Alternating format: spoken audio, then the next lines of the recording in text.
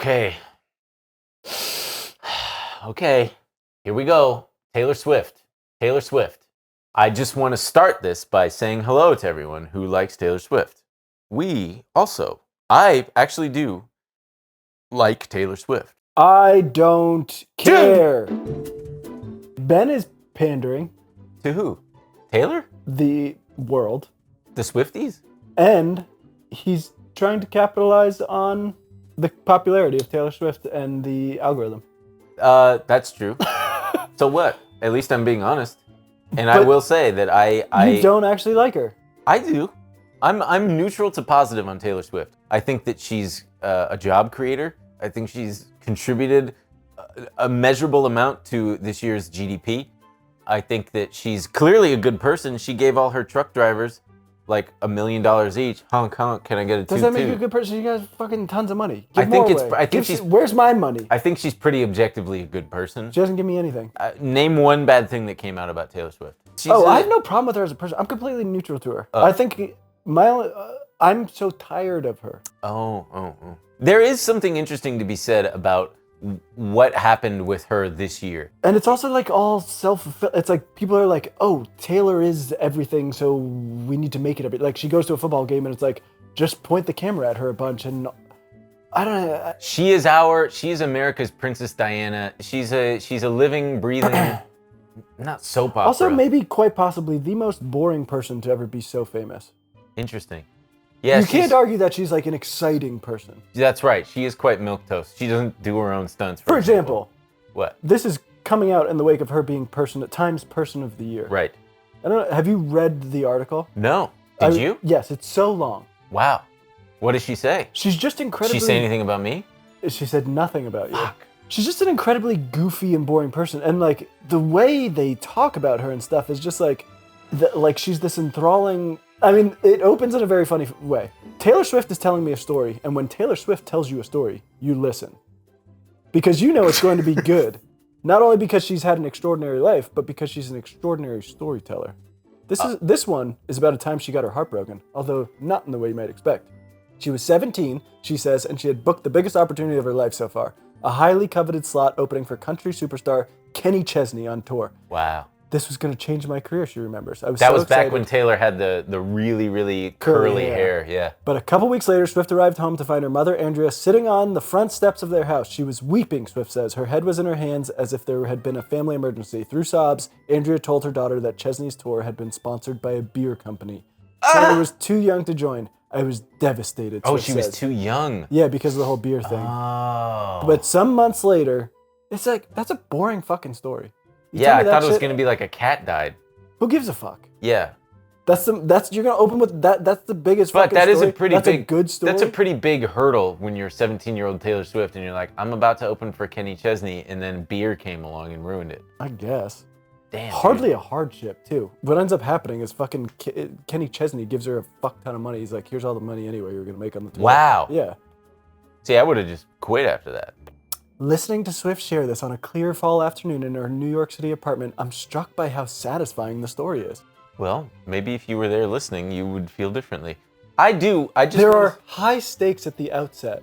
There are details, vivid and sensory. Shut up. You are pissing off so many people. I right know. now. That's why I didn't even want to do It's it. just because him. I have no problem with this woman. I'm just, the way people talk about her, it's like, her anecdote about Chesney symbolizes a larger narrative in Swift's life. One about redemption, where our protagonist discovers new happiness, not despite challenges. What are you talking about? I'm going to have to do the TikTok girl hand here and explain to you why Taylor Swift resonates with so many people. I'm glad she does. It is That's because fine. she has a way of making, I don't really know, but if I had to guess, it's because she can take her own personal heartbreak and shit and make it feel really big and dramatic and cinematic with her lyrics. And that resonates with a lot of young people who have fantasies about and love. older people. It's not just the young. Right.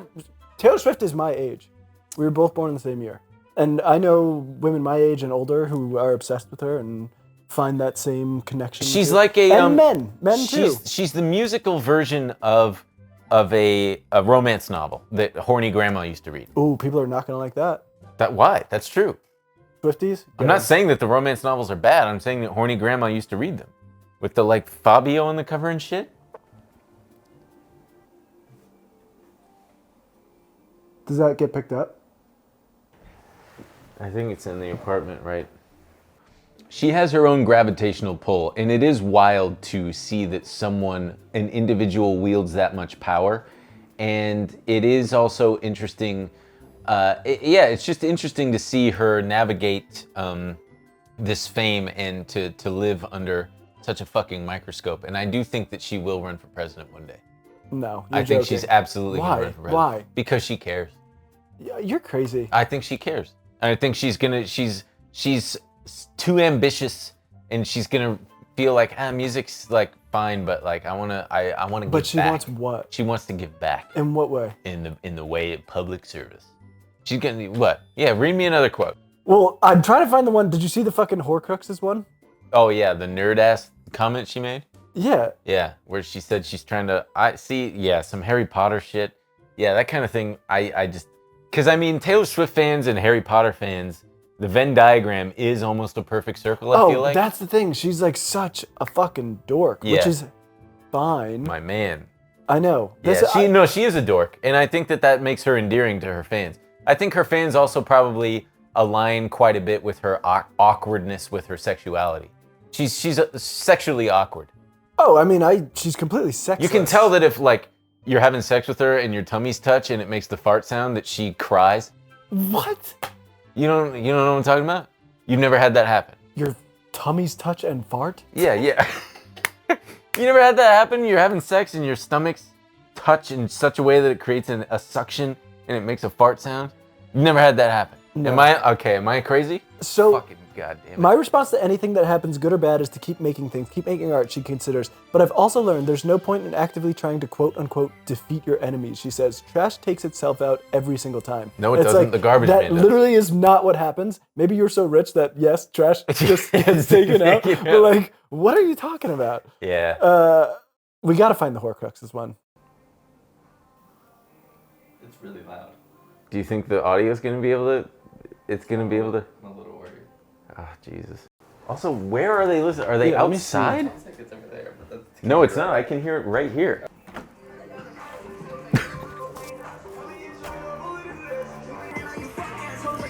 Hey, man. Turn it down, because I'm on a...